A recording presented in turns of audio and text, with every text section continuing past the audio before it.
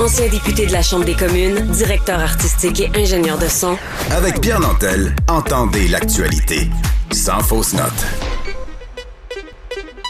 Alors, c'est très, très bientôt les Jeux olympiques de Paris. Moi, personnellement, j'ai très hâte de voir ces images, des disciplines sportives pratiquées dans des zones extérieures où on voit la ville de Paris. Ça va être fantastique, mais on pourra aussi chercher notre propre délégation d'athlètes. On en discute avec le directeur des services à la collectivité sportive chez Sport Québec. On parle avec Louis R. Galvez. Bonjour, M. Galvez.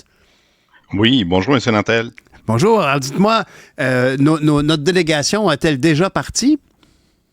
Il y a quelques membres de la délégation qui sont sûrement partis. Écoutez, le Québec comme tel est représenté par 58 athlètes qui vont être parmi les 338 de la délégation canadienne. Mais il y a des gens qu'on ne connaît pas qui sont derrière, qui sont des supports importants pour les athlètes. On parle souvent des athlètes, mais il ne faut pas oublier qui sont derrière ces athlètes-là. Il y a les entraîneurs aussi qui vont partir. Il y a des officiels, il y a des bénévoles qui s'impliquent directement dans les Jeux olympiques. Tout à fait. Puis, dis-moi, parlez-moi. Donc, on parle bien sûr des entraîneurs, des gens au soutien technique. Ces gens-là sont déjà partis pour justement accueillir les athlètes pour qu'ils puissent faire leur truc. Il faut que ces gens-là soient arrivés avant.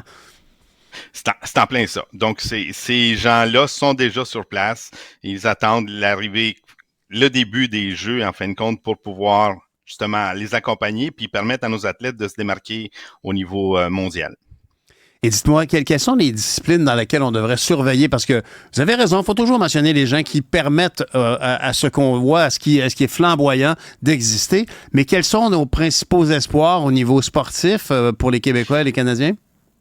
Je vous dirais que dans qu'est-ce qu'on a remarqué, puis je vous dirais que le rôle de Sport Québec, ce n'est pas nécessairement cette partie-là d'analyse de qui va se performer, mais parmi les athlètes qui vont être présents, on parle de Tamara Thibault en boxe, qui l'année dernière a été récipiendaire du prix au Gala de Sport Québec. On a des gens en paralympique aussi qu'il ne faut pas oublier, Cindy Ouellette qui va être présente. Tout à fait. Maude Charon en haltérophilie. Oui, l'haltérophilie, qui est tellement touchante. Vraiment, c'est absolument fantastique. Dites-moi, est-ce qu'on a... Je sais que j'ai vu dans un article qui a suscité notre rencontre que dans les artistes canadiens, il y avait quelqu'un qui avait, je pense, 14 ans parmi les athlètes. Est-ce qu'au Québec, on a une représentation très variée au niveau des âges? Est-ce qu'on a des athlètes... C'est quoi, d'après vous, l'athlète le plus âgé qu'on a au Québec qui va faire les Olympiques? Malheureusement, j'ai pas cette information-là. Voyez-vous, l'information commence à sortir tranquillement de l'équipe du COC. On est trop enthousiaste, on s'excuse. Non, mais c'est correct. Puis je souhaite que les gens soient à l'écoute des Jeux olympiques. Là. Ces athlètes-là, ils ont travaillé très fort pendant des années pour se rendre là. Ça va être leur moment de gloire. Puis je vous dirais que oui, on peut en nommer quelques-uns qu'on connaît, qui sont beaucoup plus qui ont été approchés par les médias et des choses comme ça. Mais je vous dirais, il y en a tellement d'autres qui sont là, qui vont participer, qui vont représenter le Canada et le Québec, mais que on espère les gens vont s'en rappeler de ces gens-là. Bien sûr, bien sûr. C'est la partie la plus importante. Mais vous savez, pour le travail. M. Galvez, vous avez absolument raison, M. Galvez. Puis c'est vrai que, bon, on est content d'avoir des vedettes de n'importe quel domaine. Peut-être que même chez les plombiers, il y a des vedettes. Je ne sais pas. Mais ce qui est certain, c'est qu'on doit soutenir l'effort, le sentiment de réalisation, la discipline de ces gens-là, la discipline de leur famille aussi, j'imagine, parce que pour aller s'entraîner pour passer aux Jeux olympiques, ça représente beaucoup de sacrifices pour tout le monde autour. Ben oui, puis si on parle du cheminement de l'athlète, là, pour comment un athlète va se rendre là, il est passé par une fédération de sport qui l'a accompagné tout le long de son cheminement, qui a rencontré des entraîneurs qui ont cru en cet athlète-là, qui a réussi à performer. Les parents, puis vous faites bien de le mentionner, les parents, je pense que c'est les premiers fans de ces athlètes-là, qui sont toujours derrière, qui ont investi énormément d'argent. Mais il y a des moyens au Québec. Là. Au Québec, on est chanceux quand même. Il y a une infrastructure qui a été montée pour accompagner les athlètes. On parle de l'INS qui accompagne les athlètes de haut niveau. On parle aussi des fondations qui contribuent financièrement à soutenir ces athlètes-là. On parle d'Aléo, on parle de la Fondation nordique, on parle du Club de la médaille d'or. Sport Québec chapeaute ce dossier-là pour s'assurer que nos athlètes reçoivent du financement. Au niveau élite, là, c'est difficile. Ces jeunes-là s'impliquent, ils ne font que s'entraîner, mais ils doivent quand même vivre, là.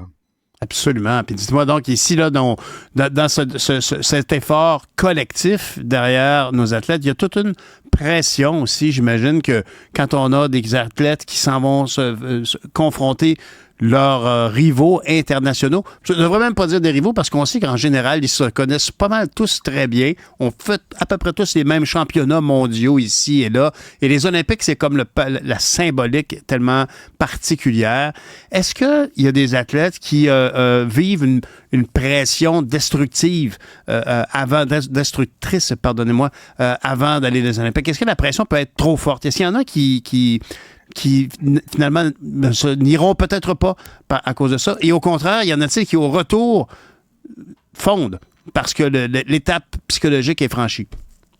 Mais le cheminement fait en sorte que l'athlète va se donner à son maximum. Mais oui, il y a cette pression-là de performance, cette pression-là aussi de se comparer à d'autres, à leurs collègues, à leurs camarades qui veulent la même chose que eux. Fait que oui, cette pression-là va être importante, elle va avoir augmenter au fur et à mesure, mais oui, les gens peuvent casser au bout de juste avant d'une compétition, là.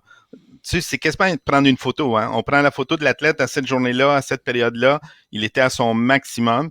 Mais est-ce que la même photo va pouvoir être reprise une fois les compétitions commencées?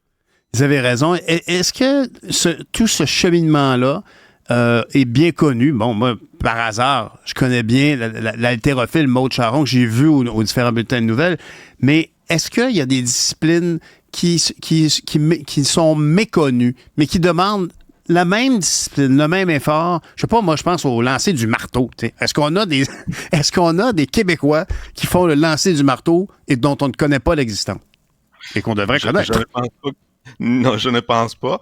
Mais oui, vous avez raison que il y a des disciplines qui se vendent mieux, si on veut, du point de vue marketing. Tu sais, on va parler du tennis parce que on voit les athlètes à toute l'année, mais parler du basket en fauteuil roulant, par exemple, qu'on voit moins. Tout à fait. Mais pourtant, on a une équipe canadienne qui performe très bien. Donc, je pense que c'est là les Olympiques qui donnent le goût aux gens d'apprendre sur les sports. Et ça donne le goût aux jeunes aussi de pratiquer des sports par la suite, là. Oui, bien sûr. Les enfants, ça a été ça qui a été le déclencheur pour faire du sport, les Olympiques. Tout à fait. Ben oui, c'est ça. C'est une symbolique qui c'est la carotte au bout pour faire tous ces efforts. Monsieur Galvez, Louis Galvez, je vous êtes directeur des services à la collectivité sportive chez Sport Québec. Donc, je vous souhaite que tout se passe bien au niveau de l'organisation. Puis, je vous souhaite surtout que tous nos athlètes vivent un moment inoubliable et qu'on les voit faire se réaliser, qu'on partage leur fierté. Merci beaucoup, Monsieur Galvez.